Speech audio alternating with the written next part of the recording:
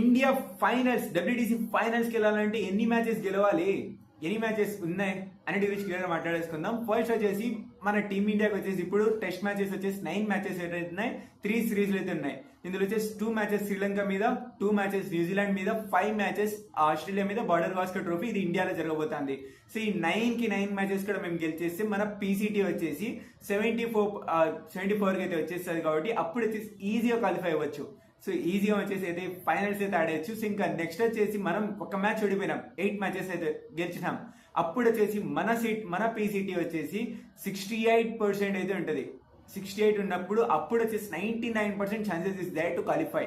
So అప్పుడు కూడా ఫైనల్స్కి వెళ్ళడానికి అయితే 99% ఛాన్సెస్ అయితే ఉంటాయి. సో ఇంకా నెక్స్ట్ వచ్చేసి అలా కూడా 7 మ్యాచెస్ గెలిచినాం. 7 మ్యాచెస్ గెలిచినప్పుడు మన పీసీటీ వచ్చేసి 62% అయితే ఉంటుంది.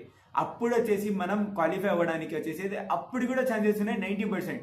బట్ పక్క అయిపోతాం అంటే అయితే కన్ఫర్మ్ అయితే లేదు, బట్ 90% ఛాన్సెస్ అయితే ఉన్నాయి. అక్కడైతే ఫైనల్స్ అయితే ఆడొచ్చు. సో మరి దానికన్నా తక్కువ మ్యాచెస్ గెలిచినాము అంటే 6 మ్యాచెస్ మాత్రమే గెలిచినాము అంటే it's very tough to qualify.